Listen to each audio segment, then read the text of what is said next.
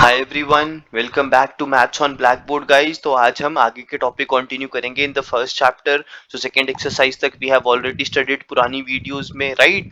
सो आज हम कंटिन्यू करेंगे कि इररेशनैलिटी ऑफ नंबर्स कैसे प्रूव करनी चाहिए। हम सबको पता है कि कुछ नंबर्स इररेशनल होते हैं, लाइक √2, √3, √5, राइट। इन सबको इररेशनल प्रूव कैसे करें using the concept of first chapter, right. So let's have a look. इसके लिए हमें एक सिंपल सी थ्योरम पढ़नी पड़ेगी। Let's have a look. वो थ्योरम है based on fundamental theorem of arithmetic. Guys, ये फंडामेंटल थ्योरम ऑफ एरिथमेटिक नहीं है, उसके ऊपर बेस्ड एक थ्योरम है।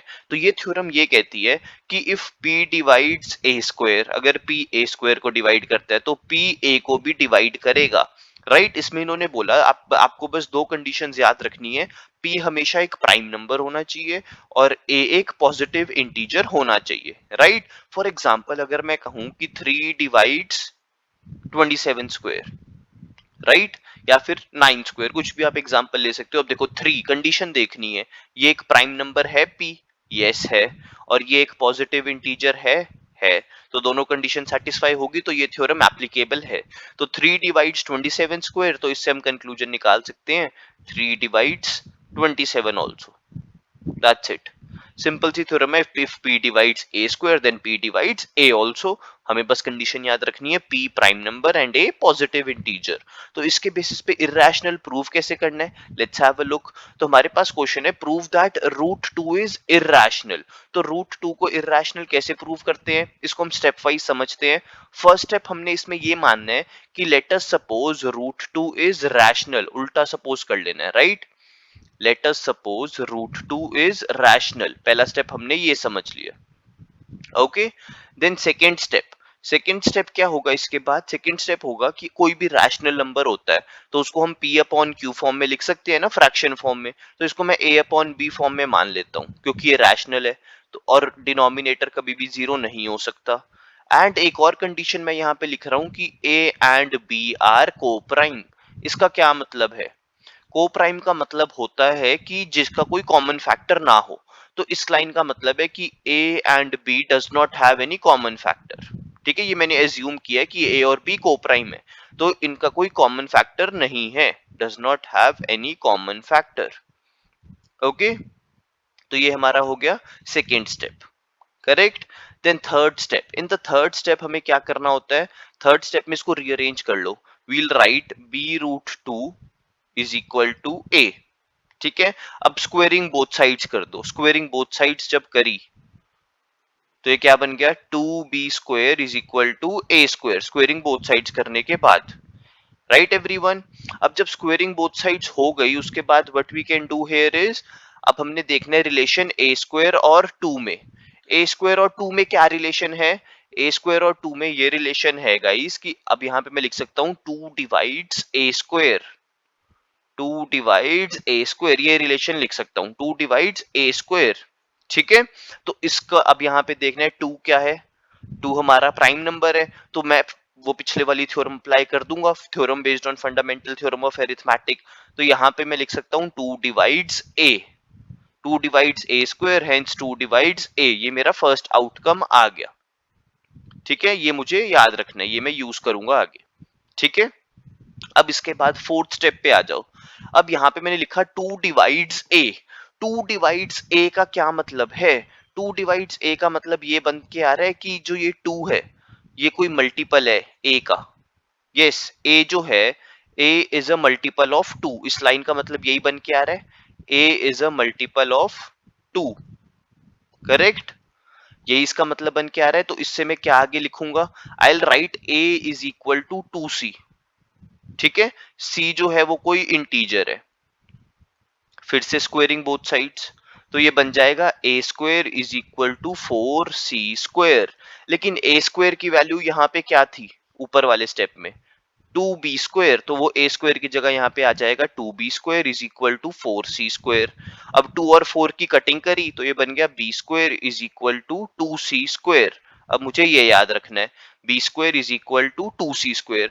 अब फिर से मुझे 2 और b स्क्वेयर में कुछ रिलेशन दिख रहा है। वो क्या रिलेशन है कि 2 डिवाइड्स b स्क्वेयर, इसका मतलब 2 divides b also, right. Same theorem फिर से, 2 डिवाइड्स b स्क्वेयर तो 2 डिवाइड्स बी ऑल्सो।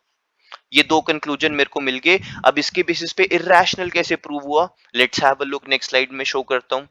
राइट, तो ये दो कंक्लूजन जो मैंने स्टार करके बॉक्स में डाले हुए हैं, इनको मैं नेक्स्ट पेज पे लिख लेता हूँ। पहला कंक्लूजन मैंने निकाला कि 2 डिवाइड्स ए स्क्वायर, तो उससे मैंने लिख दिया 2 डिवाइड्स ए ऑल्सो। करेक्ट, ये मेरा पहला कंक्लूजन था। दूसरा कंक्लूजन था 2 डिवाइड्स बी स्क्वायर, तो 2 divides B also. Right, 2 divides A, 2 divides B, ये दो कंक्लूजन निकल गए। तो इसका मतलब ये बनता है कि 2 divides both A and B, 2 divides both A and B.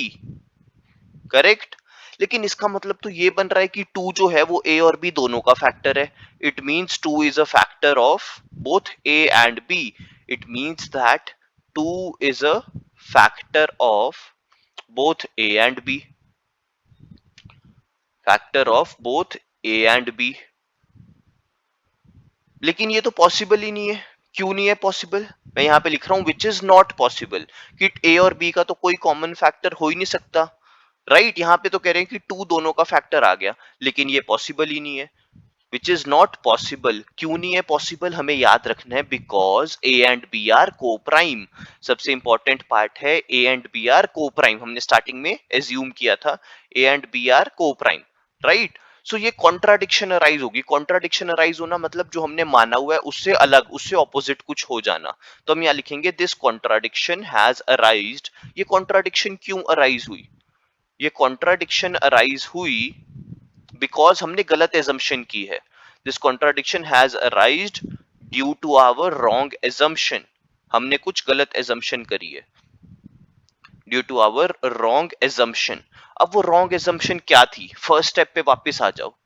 First step पे वापस आ जाएंगे तो हमें गलत एजम्पशन दिख जाएगी। देखो फर्स्ट स्टेप में गलत एजम्पशन क्या है कि रूट टू इरेशनल है, तो हमारी एजम्पशन गलत है। Hence we can say root two is irrational. Hence we can say root 2 is irrational। तो ये सिंपल सा मेथड है टू प्रूव irrationality। इसको हम बोलते हैं मेथड ऑफ कॉन्ट्राडिक्शन।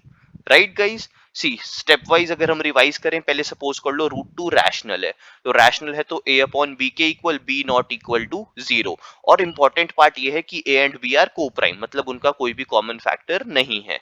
तो रीअरेंज करके बन गया B root two square is equal to A square, squaring both sides. तो 2b square is equal to A square, तो ए स्क्वायर और 2 में रिलेशन है।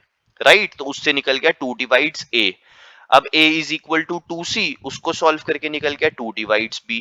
तो इसका मतलब 2 तो कॉमन फैक्टर हो गया दोनों का, a और b का, जो पॉसिबल नहीं है। तो ये कॉन्ट्राडिक्शन है। Hence we can say root 2 is irrational.